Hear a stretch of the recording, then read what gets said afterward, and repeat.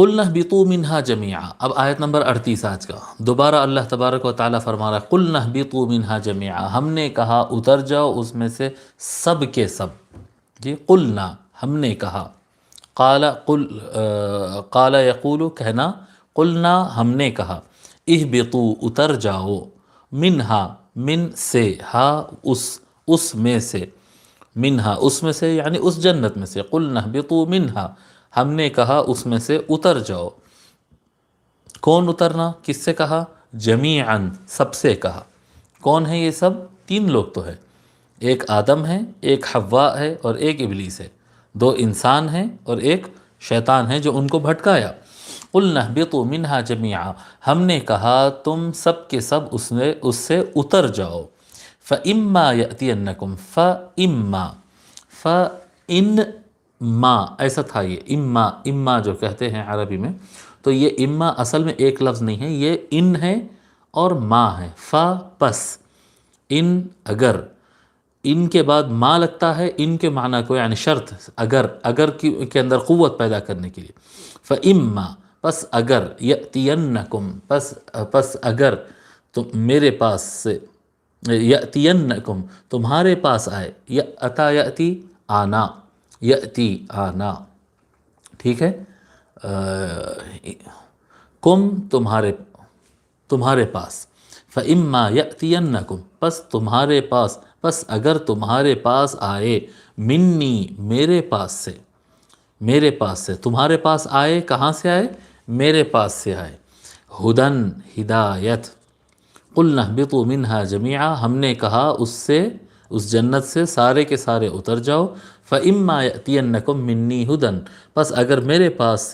پس اگر تمہارے پاس میرے پاس سے ہدایت آئے، ہدن، فَمَن تَبِعَ پس من جو کوئی، تبع اتباع کیا، فالو کیا، ہدا ہدایت، یا میرا، ہدایا میری ہدایت.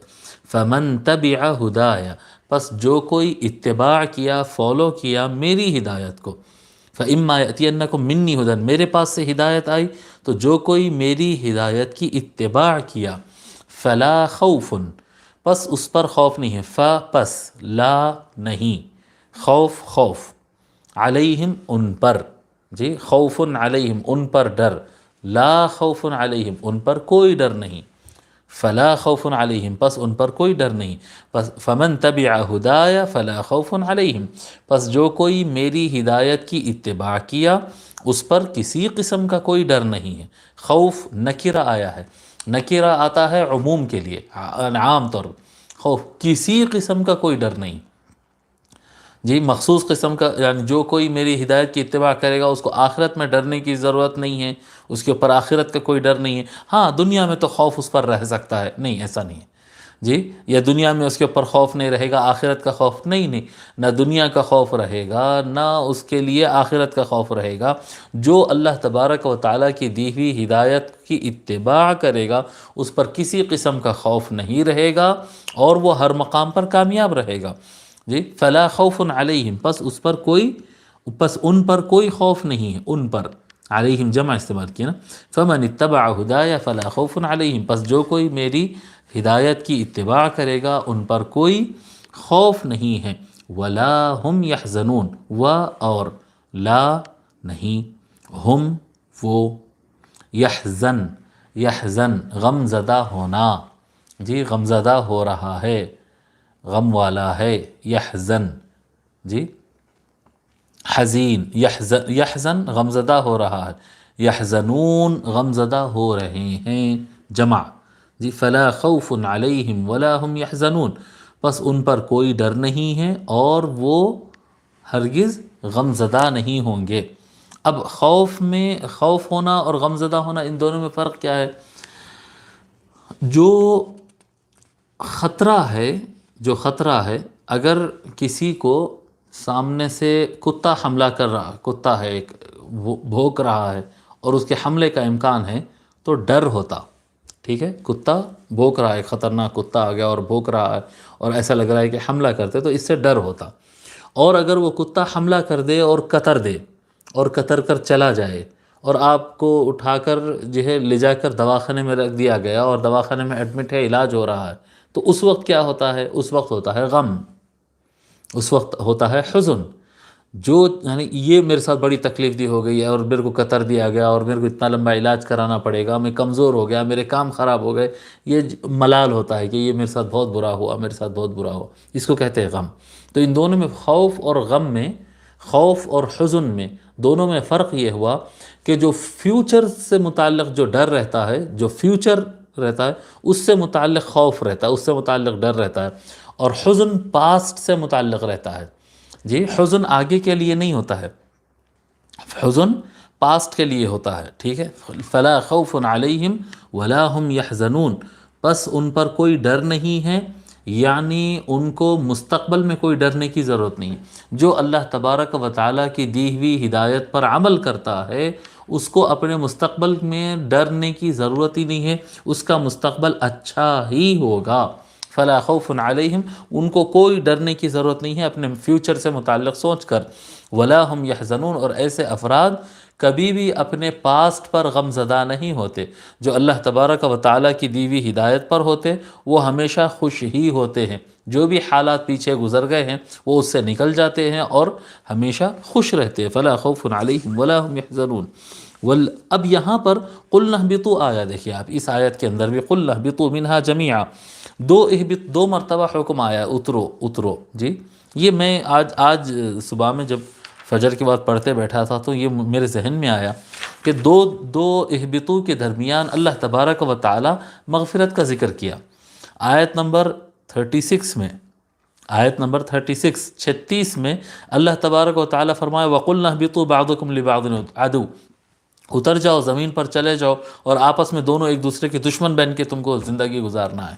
جی انسان اور شیطان آپس میں دشمن ہی رہیں گے، تم لوگ بس اتر جاؤ زمین پر، یہ حکم فرمایا.